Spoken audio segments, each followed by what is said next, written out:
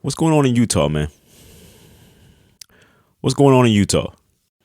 This was the question that was being asked around the world in the offseason. Became a meme. What's going on in Utah? Now, obviously, what was going on is there were trades happening. There were trades coming that we thought would take the Jazz back a couple steps, back to a tanking team. It doesn't look like that right now. It doesn't look like that. What are we doing here? We going for it or are we tanking? What's Utah doing? What's going on? Let's double down on the question. What's really going on in Utah? What's really going on? You traded away Rudy Gobert, your defensive specialist. He was Defensive Player of the Year many, many years in Utah. One of those tall, lanky centers. You traded away Donovan Mitchell, who was your bona fide shot creator and scorer, all-star. You trade both of these guys away for a bunch of picks and a bunch of guys who are considered role players on many teams throughout the NBA. But instead of being a bad team, instead of being a team that's going after, Victor Wembanyama, one of the greatest prospects that's coming out in the NBA, instead of doing all that, the Utah Jazz are actually one of the best teams in the NBA right now. If you haven't noticed, they're actually one of the best teams in the NBA. They only lost one game this year.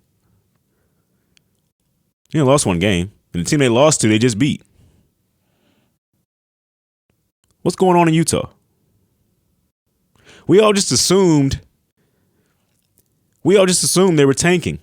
But we forgot to ask them. Danny Ainge, what's going on? And they're not beating like scrub teams either. They're not beating like the bad teams that are actually tanking on purpose. They're beating good quality teams. They beat the Nuggets. That's one of the top 5 teams in the West. They beat the Timberwolves, who many are projecting to be at the top 5 as the season goes on and they become a better as collective. They beat the Pelicans, who, if you've been listening to this podcast and watching my videos, I'm very high on the Pelicans now. With Zion Williamson back and Brandon Ingram and CJ McCollum playing at their level. These are good wins that they have in these games. They beat the Bulls last night. They're now 4-1. We all thought that Colin Sexton was going to be the guy when he got traded over here. We thought, okay, you got Colin Sexton. That means, he'll be a good player for you as you're trying to tank and just have a good solid piece to keep going behind. It hasn't even been Colin Sexton. Lauri Markkanen and Jordan Clarkson have been the guys. I forgot Jordan Clarkson was on the team. I forgot he was there. Because when you're trying to tank, that's not the guy you want on your team. I thought he was gone in all the other trades. When I went back and checked the standings and saw where Utah was, and I read who was on their roster, Jordan Clarkson was not the guy I thought I would see on there.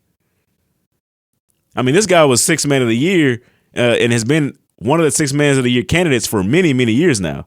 If you're Sixth Man of the Year, that means you should be a starter. Let's get that out the way. You should be a starter, but you're just on a team that needs a sixth man. Jordan Clarkson is a guy that can, and he can do a lot more than just scoring. He's not just scoring. He's one of their best passers on this team.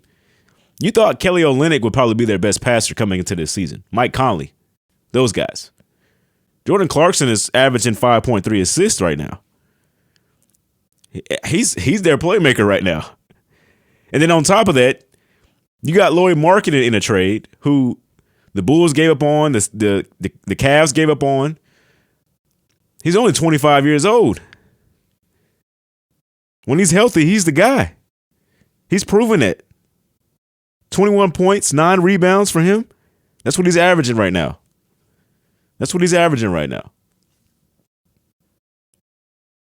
And we talked about Mike Conley, who's a veteran and always, was a fringe all-star for most of his career.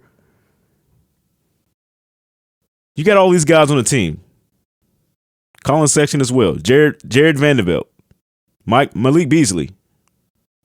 Taylor Horton Tucker, who was on the Lakers last year. These guys are incredible. This is an incredible group of guys to have it together.